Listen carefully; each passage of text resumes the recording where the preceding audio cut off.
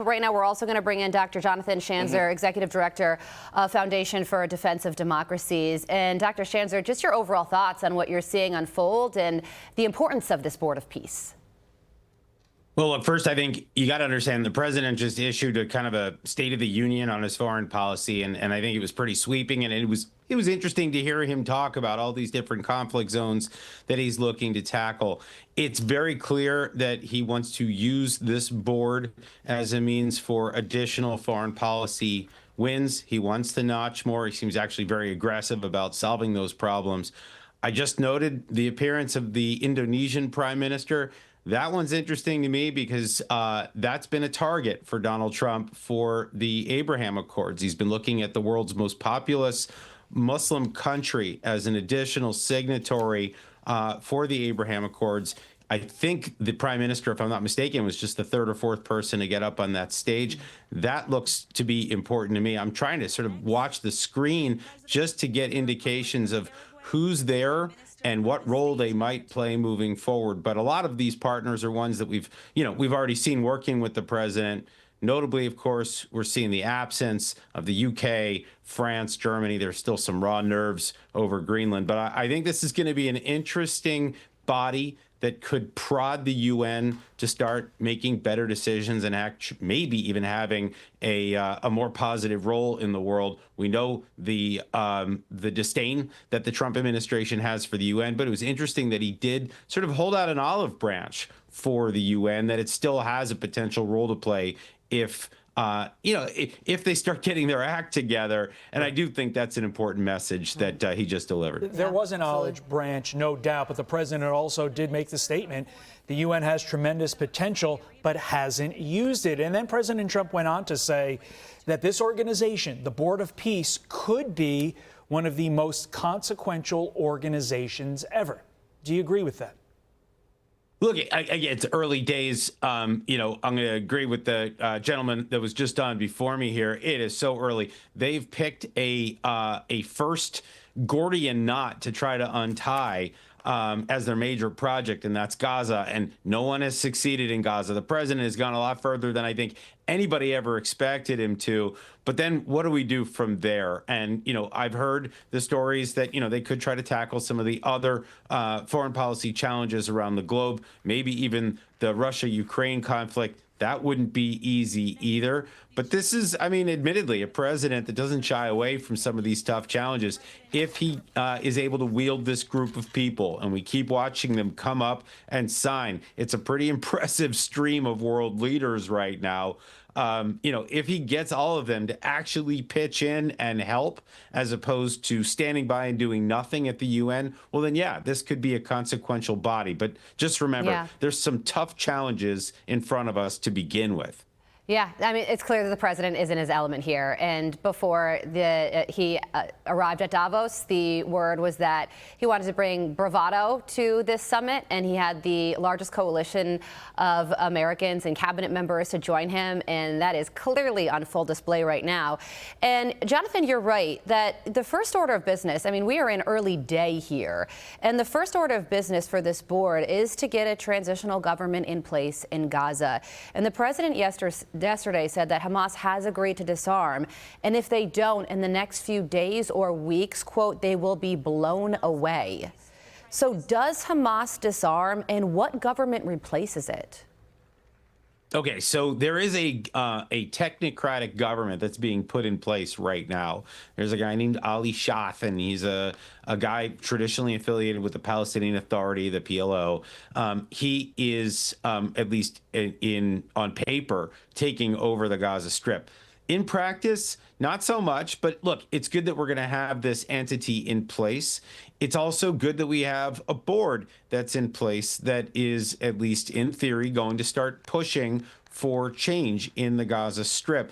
What we're doing right now, I think if I'm to sum it up, we're signaling to Hamas that they don't get a veto on Gaza, that we're going to be moving forward. The train has left the building. Changes are now underway. There's nothing that they're going to be able to do to stop that process.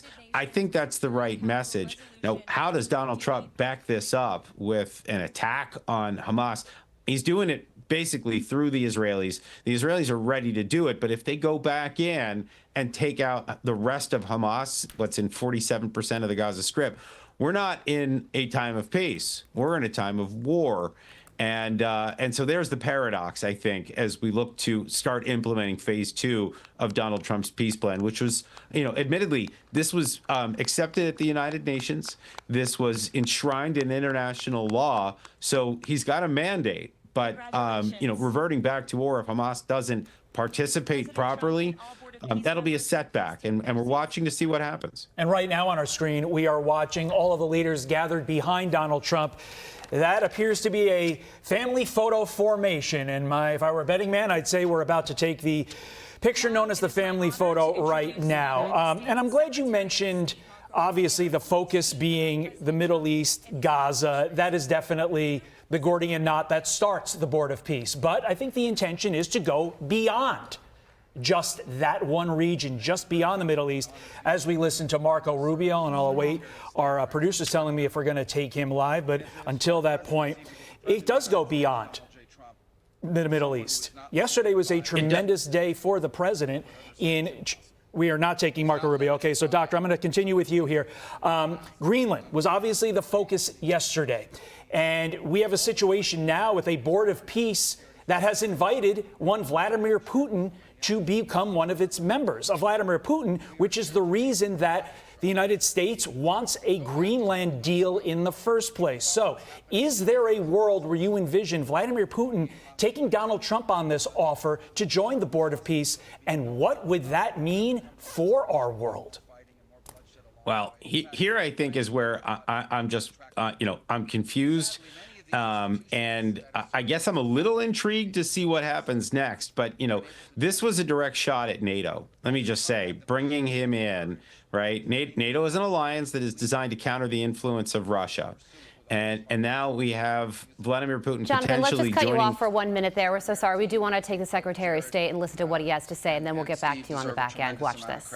Jared Kushner and Steve Woodcock for all the work they put in, and all of our partners here today. And now we have this Board of Peace, who I believe's possibilities are endless. Obviously, with a focus, first and foremost, on making sure that this peace deal in Gaza becomes enduring. And I know this president has it as his highest priority, and will give it everything he has to make sure that this is successful. I also want to acknowledge the extraordinary leaders that are here today. This is not just a Board of Peace, this is a Board of Action. Just like President Trump is a president of action. A lot of times people like to give speeches. I've been to many of these forums, and they're not useless, and they're not, they have utility in many cases. But oftentimes in international affairs, we often find ourselves at events where people are reading these scripted statements, these strongly worded letters that they put out, but no action, nothing happens. This is a group of leaders that are about action. And the President of the United States is a president of action, of getting things done. And today is the beginning of that, of a new era and a new stage that we think is so important as a model to the rest of the world of what is possible. And clearly the focus is right now on Gaza and making sure that the plan that's about to be presented to you here today, this vision for the future of Gaza, this vision for the future of the region, is not just possible and promising.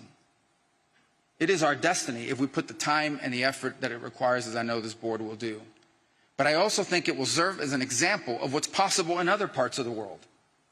Without losing focus on what's before us now, this is what's possible for other places and other conflicts that seem impossible to solve right now. So I want to, on behalf of the United States, on behalf of the team that worked so hard on this, thank every single one of the leaders that are here today and all of the countries that have committed to joining, and many others who are going to join. Others either are not in town today or they have to go through some procedure internally in their own country because of constitutional limitations. But others will join. Many want to be a part of this effort because it is going to be a successful effort.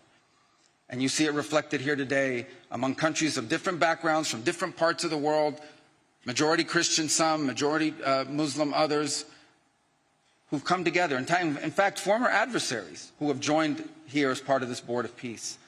And all was possible, and I want to acknowledge this again, because of the vision and the drive of the President of the United States. So thank you all for joining us here today. We appreciate it very much.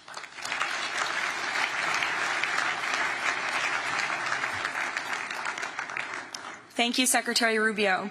Please, if you could now turn your attention to the screens for a video message from the head of the National Committee for the Administration of Gaza. All right, so that Dr. was Secretary Ali of State Marco Rubio making his remarks and talking about how sometimes these global boards can be in name only, but he predicts that this one will be one of action. And with the leadership in place, he believes that to be the case, as President Trump has already solved many global conflicts, is something else that he said. Let's bring Dr. Schanzer back in to talk more about this.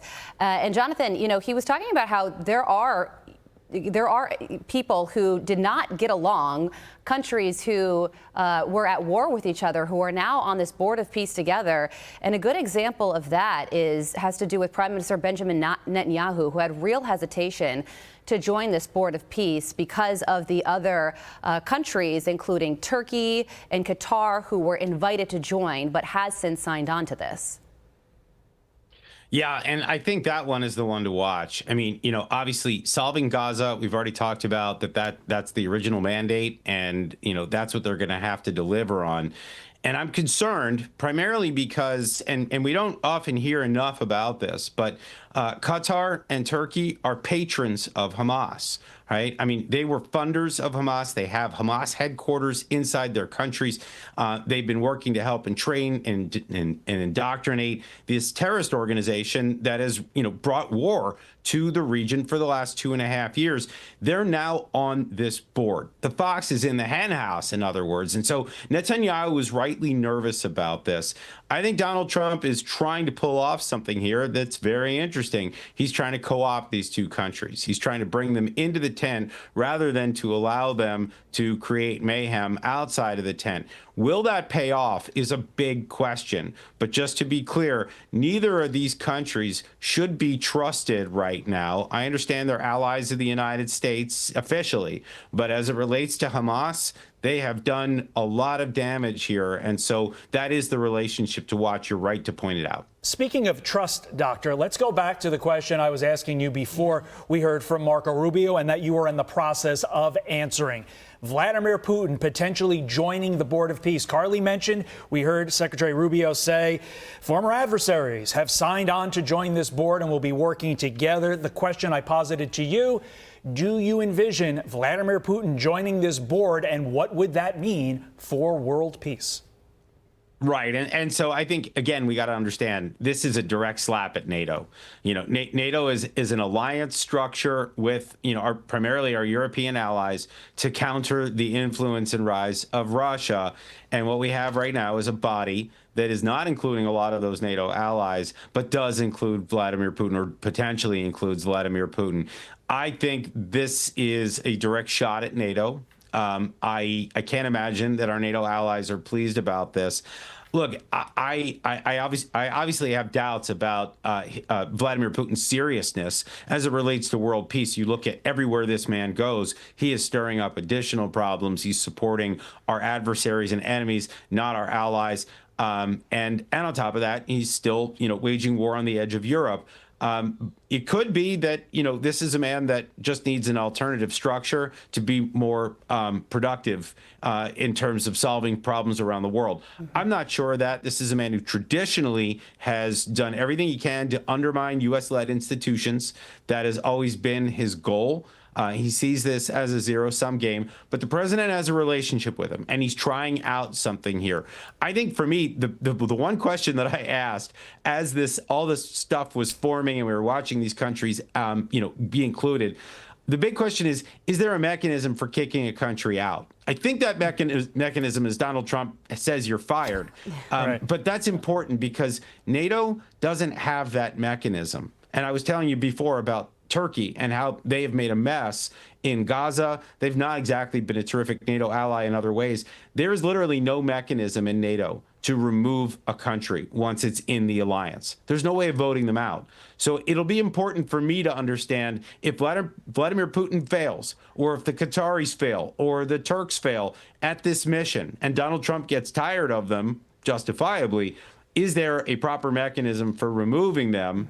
I assume it's all on the president to make those decisions as the leader of this executive board. We have Dan Hoffman waiting in the wings for us, but I just want to squeeze in one more with you, Dr. Schanzer, before we get back to Dan. And that's on the issue of Iran, because, of course, the country has been under weeks of protesting, and President Trump sent a strike force group to the Middle East in potential preparation for escalation. We don't know where he's going to go with this or what he's going to decide. What do you foresee taking place? That's still an open tab on the computer.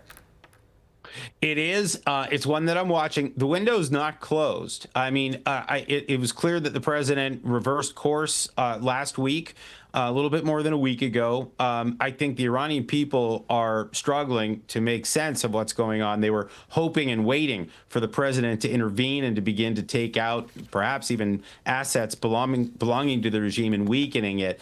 That's obviously not happening right now. So the crisis may be subsiding inside Iran, but I don't believe that the Israelis or some of the other regional partners, the Saudis, the Emiratis, et cetera, or Donald Trump has forgotten about this. I think, at least from what I can tell, they're still trying to assess how to carry out a successful kinetic operation that would not just set the regime back, but would dislodge it permanently. I think that's the challenge they're wrestling with, and it's easier said than done. And I do think that that's what they're wrestling with, but it's an open file. I've not closed it. Yeah, so much of this, Dr. Schanzer, is definitely not easy. That's the nature of the beast when it comes to foreign policy. But we await to see ultimately what happens from the Board of Peace on down. Dr. Jonathan Schanzer, thank you so much for your time and your insight this morning. I'm Steve Doocy. I'm Brian Kilmeade. And I'm Ainsley Earhart. And click here to subscribe to the Fox News YouTube page to catch our hottest interviews and most compelling analysis.